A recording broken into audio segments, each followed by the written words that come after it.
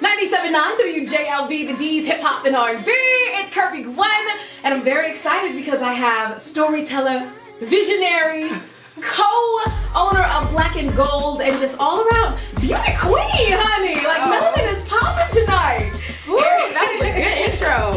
Erinondemand is in the building. Hello. Hey, Kirby. How's it going? I'm good. How are you? Good. I love following you on social. Oh, I love following you. Thank you. Your voice is just so infectious. Oh, infectious. You like that? Come on with these adjectives and words today. It's adjective, right? Yeah, yes. Descriptive. Okay. Just checking. Just checking. Somebody be like, she don't know. Right. She don't know. But yes. Yes. Well, thank you for being here tonight. Thank you for having me. I definitely wanted to have you into, especially because it is Black History Month, and I think that your brand Black and Gold is so beautiful. It's like the modern day FUBU almost, for us by us. Right. Exactly. No, seriously. We were so inspired to start that. We kind of started it in a time where we were both a little like, what can we do to be better? Like, what can we do to be better in ourselves, but also like, you know, give back to our community. And so when we thought of gold, it just, like, gold is spelled right. G-O-A-L-D. So the root word is gold. And so when we thought of it, it just clicked. And we added the Black and to kind of play on words. And now we are here. We've been doing great. And we are super excited to kind of give back to the community. Also, you have a lot of versatility, and like you're kind of like almost like a Renaissance woman, like a jack of all trades. You do so many different things. I remember the first time I became familiar with you, you were actually the Michigan First spokester, right? Yep. Michigan First spokester. And then you were applying, or was it? I don't know if you want to call it a contest, but it was the a Regis contest. And Kelly Yep. correspondent. Live with Kelly. Yes. Yep. They were looking missed for a out. co-host. I made the top 10, and that's when I first met you.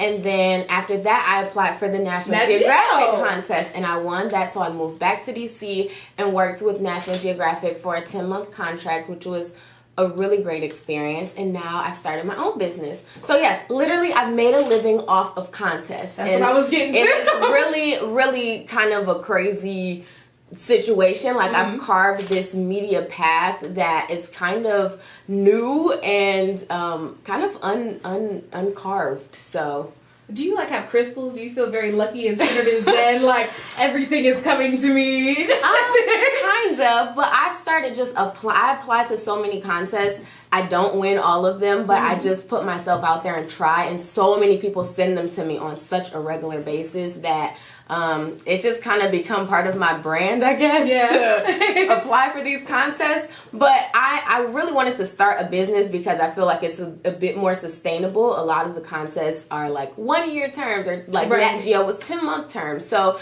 it's kind of always this hunt of like, okay, I got this, but what's next? Like, what am I going to do after this is over? So, now we're here. So out of all of these contests, I'm sure like this is giving you like a wealth of knowledge and experience. What is the one thing that you, or like the, not even necessarily the one thing, but the best thing you've taken away from all of the contests put together that you incorporate into your business? Oh, sheesh, that's a good question. I would say the one thing that I've taken away from all of them is to just be myself and to be and to embrace my own story and to always tell a story. So I think that the way that I've been able to get these contests is because I'm just like so transparent. I'm so myself all the time. And so when I tell whatever story that they're asking for, people can always relate. So I think storytelling transcends, whether you're telling it on a smaller platform like with Michigan First contest or a National Geographic contest. Telling a good story is always going to win, and I've always prided myself on just being transparent and being open with my own story. Yes. Now, speaking of being transparent and storytelling and brands, Erinondemand on YouTube, I love it so much. You be giving the real tea for the millennials, girl. Oh, thank you, girl. One of my favorite videos when you were talking about Instagram and being, I believe you said it was like being your Instagram self, or making sure that the person that you are on Instagram lives up to like the hype of your real life. Yes. Was there a personal experience that made you inspired that video? Wait, was it Woo Chile? Woo Chile, girl. Yes, there was. I've had, being a small business owner, I've had people be skeptical to work with small businesses, and also just some of the small businesses that I've tried to support. like you see their Instagram feed, it just looks so perfect, but they cannot do the simplest things like return emails, reimburse, like send refunds, just like corresponding with their customers. And I think so many people get caught up in this, what I look like to the masses, that you forget how interacting on a one-on-one level impacts your business as a whole. And that's even more powerful. I think it's so much more important to have a stronger personal brand in person and on that one-on-one level than to be trying to project yourself as something that you're not on social media. So yes, living up to your social media feed is very important. Yes, keep that same energy. Right, that same energy. There was an article I just read that talked about how entrepreneurship amongst Black women is at an all-time high right now. As a Black woman, is there anything that you find about being a Black woman that has been the most... let me get it together. Is there anything about being a Black woman that has given you adversity in the realm of starting a business? Great question. Anything? Well, kind of. So I have been meeting with bigger clients now that my business is growing, which is great. But sometimes that comes with people just underestimating me, just walking past me when they're like looking for who they're meeting with. They don't know. Wow, it's me. So it's those types of things that is constantly like, you know, a pressure to just over exceed expectations. And I mean, it's a good thing, but it's also like, how can you underestimate us that much? Like, we've done so much, especially in the space of creativity, that it's just like, come on now. But yes, I have faced some levels of adversity, like what I mentioned, and I just kind of combat that with just making sure that I'm very professional, making sure that I over-deliver, because I think that really proves that I'm serious about my business. And, you know, being Black and being a woman is just going to help me make your company even better. Black-salutely. I like that. Yeah. Okay, I borrowed that from someone. I just don't know where I got it from, so I can take all the credit. You can take half. So, Black and Gold, again, it's beyond a athleisure brand, would you consider it? Okay, you guys yeah, kind of like a lifestyle. Yeah, like a lifestyle athleisure brand. Yeah. So what are some of the things that we can see, like, moving forward that are coming from Black and Gold? Ooh. Okay, so moving forward, you can expect to see a scholarship. Yes. We want to give scholarships to not just college students, but people who are pursuing entrepreneurship, who are just pursuing their goals in general. So we understand that college is not the route for everyone in pursuit of their goals. And so we want to give multiple types of scholarships to people who are in college, to people who are just out there trying to make the best out of what they're doing. And we also are working to get into the schools. So we want to talk about being Black in STEM. Cameron, my business partner / boyfriend, is a engineer. Is an engineer. And so being Black in STEM, because that's so important. College prep, goal setting, just how to elevate in life, and starting in the schools and with children is super important to us. Plus, we're young, so we just love being around kids and young adults to, you know, rub some of ourselves off onto them and learn from them as well. So, yeah, that's what we can expect in the near future. Yeah. Now, that's incredible to take, like, all of those different subjects into schools, because I feel like you just don't have a lot of that. And those are the things that you really need to know when you get out into the real world. Exactly.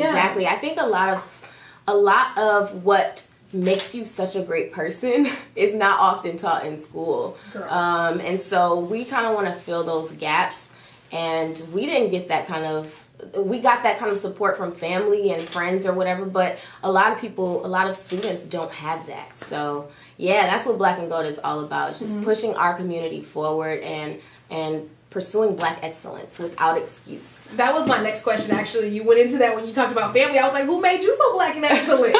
Yes, family. My mama, my daddy, my sister, everybody around me. My village is so strong. They're so supportive. And even stepping into entrepreneurship was something that a lot of people don't have a lot of support in doing. Yeah. And so I moved back home. I left my dreamy, lofty apartment in DC. I came back to Detroit, moved back in with my parents. They don't make me pay rent, so I'm thankful. Hey. And I just worked my butt off, and my parents are in such full support of me that I can only give them the world when I get it. So I'm so grateful for their support. Everybody does have that dream though, like when I make it, like my mom and my daddy, like They gonna be I've good. got one. But would you mind sharing, like, do you know, like, is there some big purchase you want to do for your parents? I want to retire them and just have them work for me. To retire.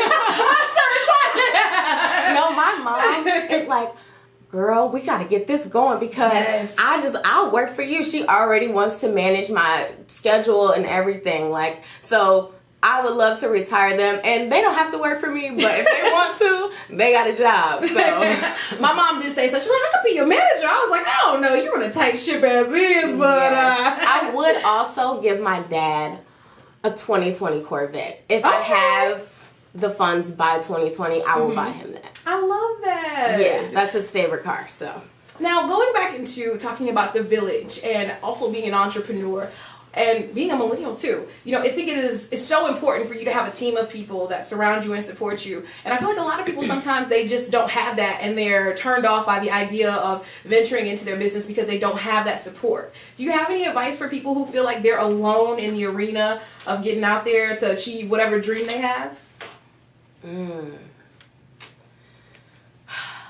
I would say create a village. I think that there are a lot of people who are in that boat.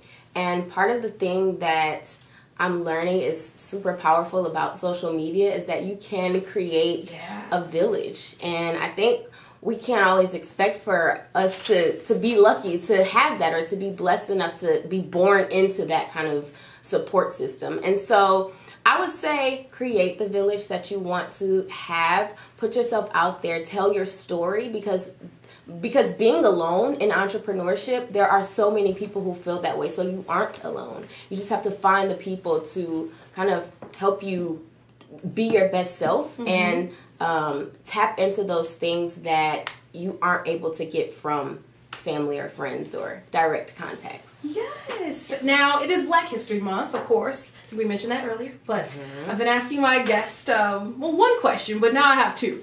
Okay. Two good old questions. First and foremost, I want to know, who is your historical homegirl if you had to go through all of the greats in Black history?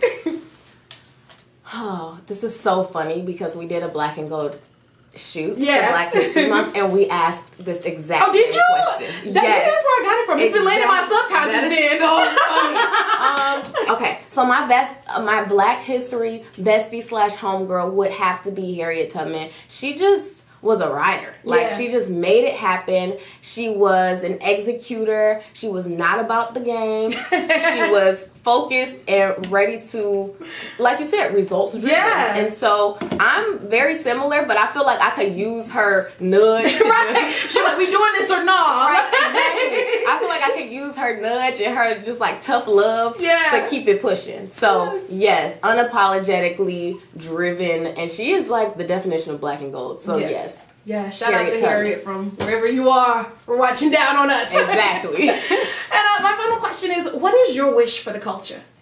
My wish for the culture is collaboration over Yes. competition. I think that once we continue, and I think that we are beginning to collaborate a lot more. I see so many people supporting black businesses and just making it a point to vocalize thoughts and to be more transparent in the black community. So I think once we, as we continue to grow in that sense of collaboration, we will be able to push our culture even further forward. yeah, I would say that's my wish for us. Yes, I like it. I love it. Now tell everyone where we can keep in touch with you on social media, how we can stay looped in with Erinondemand. Give us all of those handles. Okay, so I'm Erinondemand, ERIN on demand, literally on all socials. So Instagram, Twitter, Facebook. I'm also on LinkedIn as Erin Winters. And yeah, come be in my internet homes because I love using my social channels. I'm very transparent and open on them. So yeah, follow me. Come be a part of the tribe. Yes. Or the village. We said village. Same thing. Same.